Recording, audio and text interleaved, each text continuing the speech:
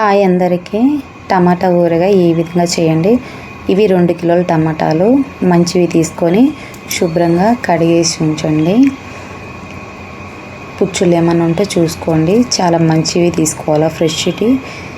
శుభ్రం చేసుకున్న వాటిని క్లాత్లో ఇది మంచిగా క్లీన్ చేసి పెట్టాలి. క్లీన్ చేసిన తర్వాత ఇవి ఒక 5 నిమిషాలు ఆరబెట్టేద్దాం. ఏమైనా తేమ ఉంటే పోతుంది అన్నమాట. ఇప్పుడు చింతపండు తీసుకుందాం. ఇది చింతపిచ్చలు ఇలా పుల్లలు ఏమైనా డస్ట్ ఉంటే తీసేసుకుందాం. ఇప్పుడు 5 నిమిషాలు ఆరబెట్టుకున్నాం కదా. ఈ టమాటాలు ఇది మొదట తీసేసి చిన్న ముక్కలుగా కట్ చేసుకోవాలి. ఇవి తీసేయాలి. ఇప్పుడు క్వాంటిటీ చెప్తాను చూడండి. కల్లుప్పు 200 గ్రాములు కల్లుప్పు తీసుకున్నా నేను. కారం ఇది 200 గ్రాములు. ఆవాలు 4 స్పూన్లు. మెంతులు 2 స్పూన్లు. జీలకర్ర ఇది 2 స్పూన్లు. చింతపండు కూడా నేను తెల్లగడ్డలు ఒక పిరికెడు అనుకోండి. చింతపండు వచ్చేసి 200 గ్రాములు తీసుకున్నా. ఇప్పుడు స్టార్ట్ చేద్దాం. ఫస్ట్ ఆయిల్ బాండీకి వేద్దాం. అంటే టమాటాలు మాడిపోకుండా 1 స్పూన్ వేసాను. టమాటాలు దాంట్లో వేసిన తర్వాత చింతపండు వేసి కలిపేసుకుందాం. ఇవి మంచిగా మగ్గాలి. మూత పెట్టేస్తాం. ఇప్పుడు చూడండి మంచిగా ఇంకా వాటర్ ఉంది కదా, కలబెట్టేసి మళ్ళీ మూత పెట్టేద్దాం. చాలా అంటే చాలా దగ్గరికి రావాలి. ఈలోపు నేను ముందుగా చెప్పాను కదా, ఆవాలు మెంతులు ఈ మసాలాలు కొంచెం లైట్గా వేయించుకుందాం. ఒక్కొక్కటిగా వేయించేసుకుందాం, మాడిపోకుండా. ఎక్కువ వేయించద్దు, చేదు వస్తుంది. లైట్గా వేయించండి. నేను చూడండి ఒక్కొక్కటి వేయిస్తున్నాను. ఆవాలు మెంతులు జీలకర్ర అన్నీ విడివిడిగా వేయించేసి పెట్టుకుందాం. చూడండి, నా స్టైల్లో ఒకసారి చేయండి. చాలా అంటే చాలా టేస్టీగా ఉంటుంది. ఇవన్నీ నేను అన్నీ వేయించి పక్కన పెట్టుకున్నా.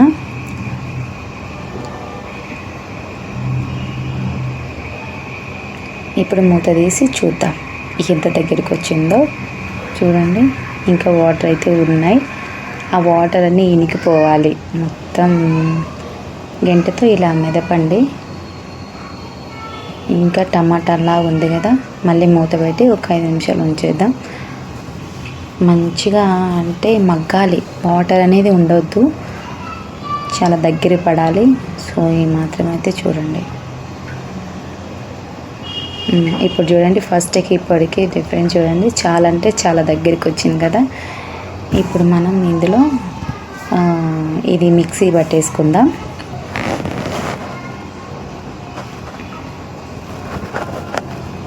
మిక్సీ పట్టేసుకుందాం. చూడండి, మిక్సీ పట్టాను.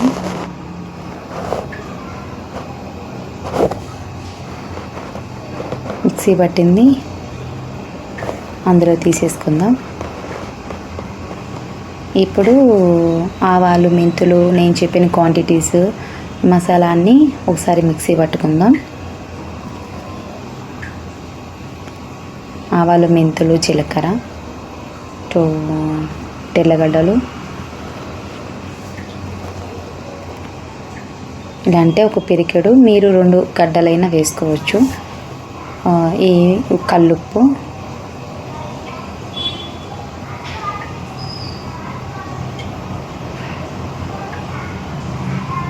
ఇది మిక్సీ పట్టేసుకుందాం. ఆ చిన్న మిక్సీ సరిపోలేదు.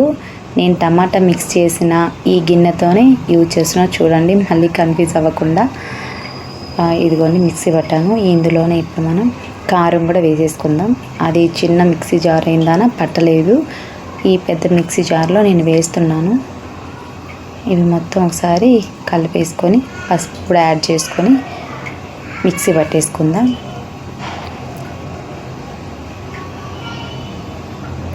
ఇదిగోండి చూడండి, మిక్సీ పట్టుకున్న ఈ మసాలా కూడా ఇందులో వేసేద్దాం. ఇది మొత్తం కలిపేద్దాం. మసాలా టమాటా గ్రేవీ ఏమంటే మిక్సీ పట్టాం కదా అదంతా. ఇప్పుడు ఇది పోపు పెట్టుకుందాం. మనం తాలింపు పెట్టుకుందాం. కరివేపాకు, ఆవాలు, జీలకర్ర, మెంతులు, ఇది శనగపప్పు, ఉద్దిపప్పు ఇవన్నీ అందులో వేసేసి మంచిగా పోపు పెట్టుకుందాం. మరీ వేగొద్దు, లైట్గా అయితే వేగాలి. తెల్లగడ్డలు అన్నీ వేసాం కదా, చూడండి. ఒట్టిమిరపకాయలు కూడా వేసాము. ఇప్పుడు కరివేపాకు,